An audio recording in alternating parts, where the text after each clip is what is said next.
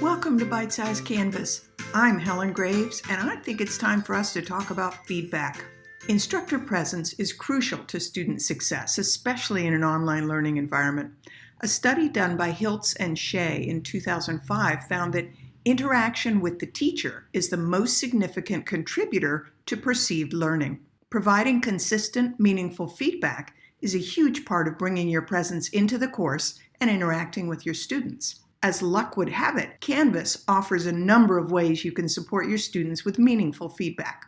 Starting with a strong and carefully considered rubric is a great way to give feedback even before your students begin an assignment or discussion. The more clearly you define your expectations, the easier it is for students to match them. Adding customized feedback to quiz questions allows you to give targeted feedback based on a specific student response.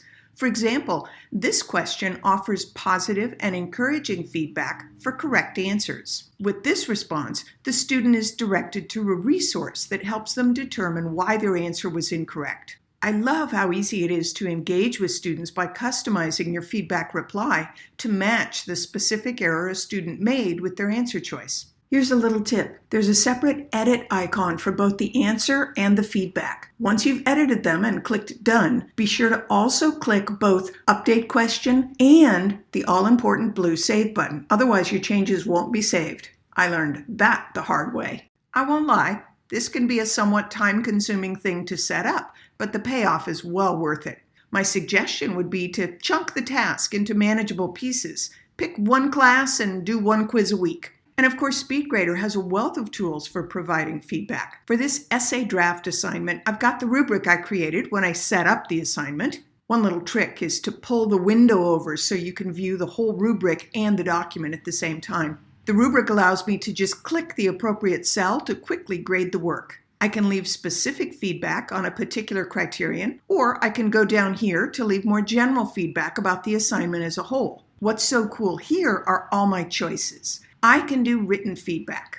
I can add an attachment if I want to share an example or a resource with the student. I can do video or audio feedback. I have the option of recording right in Canvas, or I can record elsewhere, like Screencast-O-Matic, and then upload it, or include a link to it in the comments box. If you tried giving audio or video feedback previously and were disappointed with the interface, try it again. Canvas has ditched the Flash plugin that used to be required, so you no longer have to mess with add-ins or making all kinds of adjustments, and the end result is great.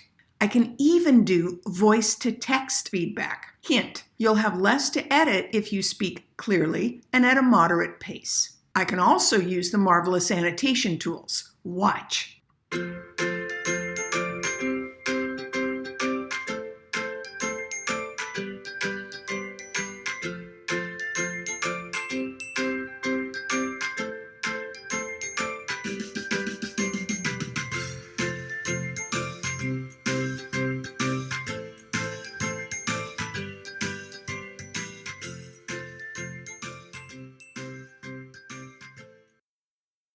When I'm done, just click Save and Submit. Feedback is, in my opinion, humble or otherwise, at least as important as the content you're teaching. This is where the rubber meets the educational road, and when done well and done consistently, feedback is both a motivator and a tool for continued learning. Plus, it hits B2 and B6 of the OEI course design rubric. That's it for now. Until next time, this is Helen wishing you a Canvalicious day.